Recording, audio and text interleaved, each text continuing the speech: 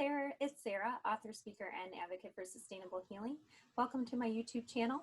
For those of you who are new here and are just stopping by for the first time, it's good to have you. Hope you find the information and resources useful. And for those of you who have been with me for some time, thank you so much for your continued support. Please make sure to like and share my videos, as well as hit the subscribe button if you haven't done so already, so that you never miss a weekly update. So today we're going to take a closer look at one of the after effects of trauma. And that is anxiety and mood disorders. So these are extremely common for trauma survivors to experience because after all, it only seems fair that we are finally able to express our frustrations after likely having to have them pent up for a very long time when we were undergoing the traumatic experience. It can also feel very unfair to have experienced trauma, something that we didn't ask for and would have never welcomed into our lives. And so this can make us very angry and irritable and depressed and feel just extremely icky inside. And we often project this externally as well. Part of why mood disorders and anxiety develop after trauma is that they are manifestations of post-traumatic stress disorder.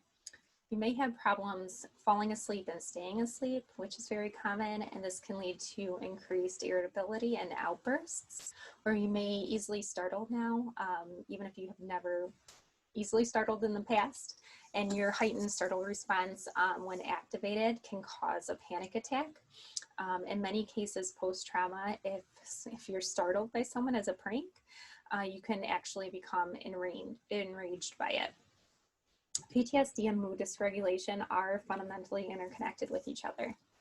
Staying angry and letting it manifest in ways that hurt our relationship with others, however, is a very self-destructive coping mechanism that will eventually affect your health and happiness irreversibly. So that's why it's important not only to acknowledge that you may be unable to control your mood swings or feelings of panic and anxiety or fits of anger that have developed suddenly in the aftermath. We need to acknowledge them and become determined to break this cycle before it's too late.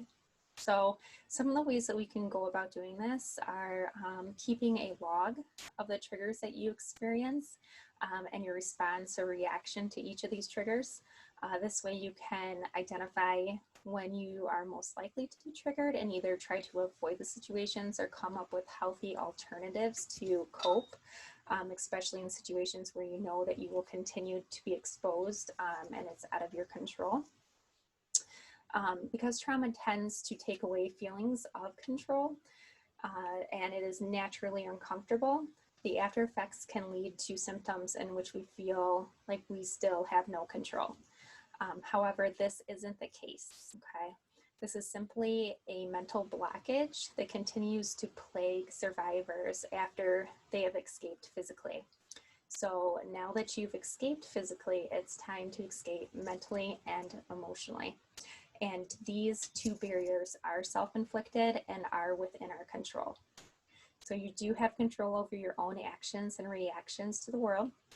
You are in the driver's seat of your healing journey. So identify and release those mental burdens today, and then learn how to reintroduce balance and feel content once again. So I hope that was helpful. Again, please make sure to like and share my videos, as well as hit the subscribe button if you haven't done so already, so that you never miss a weekly update. And I will see you again in a few days.